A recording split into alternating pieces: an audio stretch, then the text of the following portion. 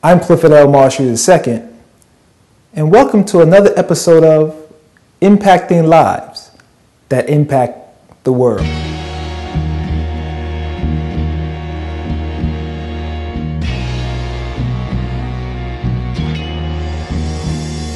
You used to do a presentation, The Art of Splitting Time. There you go. Your company years ago was called Time Splitters, as a matter of fact. Right, exactly. You started with Time Splitters.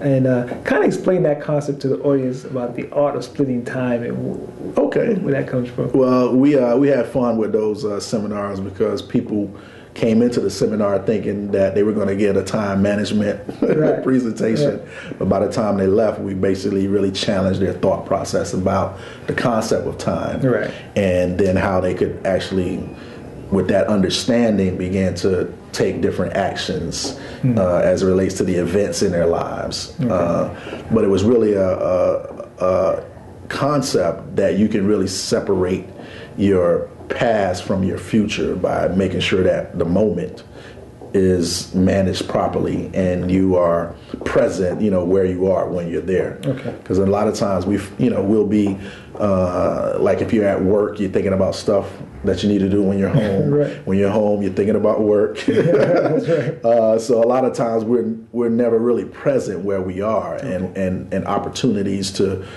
improve relationships or make additional revenue streams, happen. They go by us because we're not present. You're with your kids, hanging out, or whatever you're supposed to be doing, bonding with them, but you're thinking about the job, or you're thinking about the church function, instead of just being there with the kids and maybe just being a kid with them, so that you could bond and help them mature and grow and things from that standpoint. So time, is just splitting the past from your future, and the concept of just making the future moment better than the present as well as the past. From a leadership standpoint, you have to, it is a prerequisite of leadership, is that you have to become comfortable being uncomfortable.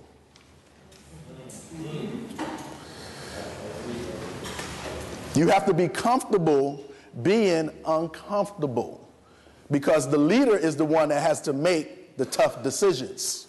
So just talk about how you can get your mind to start seeing more than what you're seeing. Exactly. Right. Well, one of the things that we talk about in our workshops, in the book, we go into it in some detail, the fact that people really just don't think. Okay. And everything kind of starts with a thought process. Right. The clothes that we're wearing, the seats that we're sitting on, the cameras that are filming us, they were ideas in someone's mind at some point in time. Right. And they thought about it. They thought about the concepts, how to bring it to the market. Somebody, thought about that and packaging and the materials. So there was a lot of thought that goes into simple everyday things that we use. Right. But from a fundamental standpoint, people really just don't think. Right. So a lot of times, if you can just think a little deeper about whatever scenario you find yourself in, or whatever process or challenge that faces you, you'll come out, on top or ahead of the game, because your competition is average, and they're only going to think to the point of it's a bottle of water. Okay. Right? But then also the water is in plastic. So there's a plastic industry involved with that at some point. Then there's a piece of paper wrapped around with some printing on it. So then somebody had to print that. And, come up with the design. There's a cap on there that probably has a patent on it, because there's a certain cap that needs to go on that particular bottle. And of course, the bottle of water, the person in the store made some money off it, the distributor made some money off of it, the manufacturer made some money off of it, and then people's salaries are tied to those transactions, and people are paying their mortgages, and so on and so forth, putting kids through college and taking care of themselves. So it's more than just a bottle of water. Absolutely. And of course, not to forget the function of the water. You work on your areas of strength, and you find other people to cover your areas of improvement. So the way that you want to move any agenda forward is to build a what? A team. Teamwork makes the dream work is the cliche. But here's the thing about your area of improvement. You have to know that it's an area of improvement. And you did a demonstration about what it takes to be above average. Right. And how people don't understand that it's not a lot you have to do to be above average. Exactly. Just tell them that example.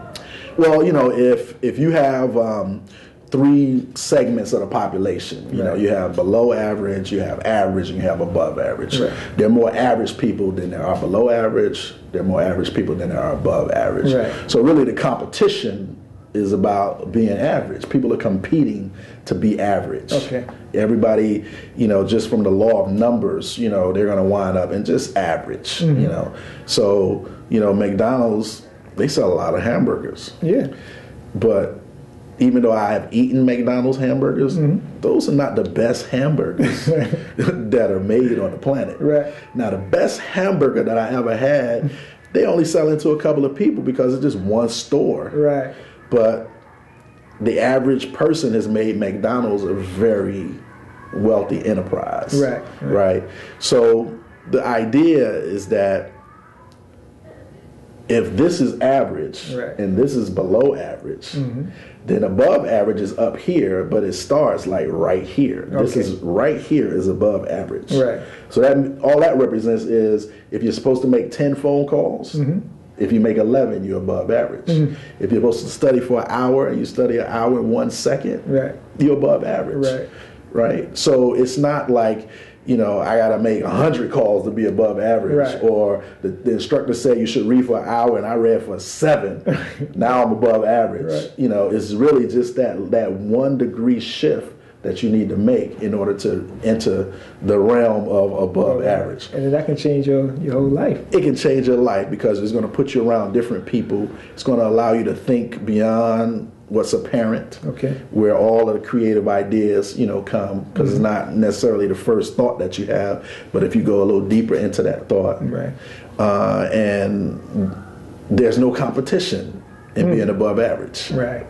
Right. Once you get up there, all the above average people are just sitting around and saying, okay, how can I help you? Right. How can you help me? Right. We're not really competing against each other, even if we're in the same industry. I mean, Bill Gates had to lend Steve Jobs a whole bunch of money to make sure that Microsoft was not the only player in that computer game. Right. When they were going through the whole antitrust stuff, not only in the United States, but globally. Right. And Apple was about to tank.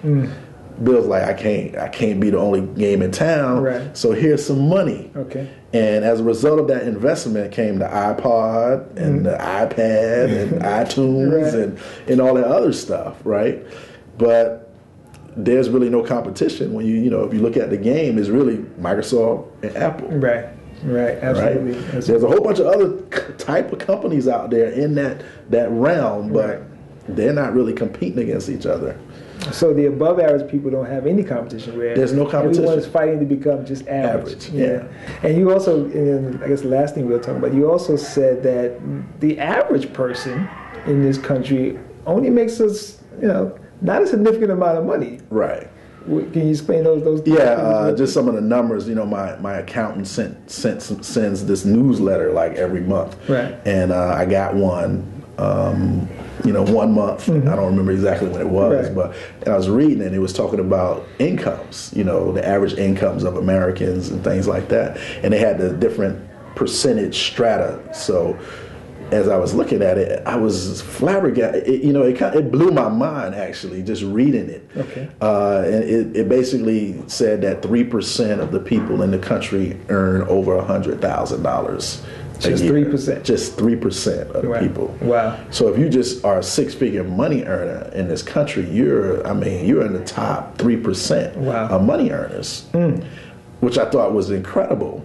And then it went on to talk about the median income, the average household income, and they consider a household 2 people plus is like 2.5 people. Right. But I guess if we just look at the adults, if it's a 2-person. Is a male and a female, leading the home. It's $52,000 for the median household income. So that means that the average individual is about 26, 27 maybe. that's really, not a lot of money. I mean, $2,000 a month, a little over $2,000 a month. Right. So we understand, how people, are struggling. The majority of people fall into these categories. Right. And then you add some credit card debt onto that, a mortgage, a car. Mm-hmm. You can understand, why our economy is in the state that it's in, and why across the globe, these type of situations take place. But the idea is that if only 3% of the people are earning over $100,000 compared to the 97%, right, then comparatively, there's no competition in the 3%. Right, absolutely.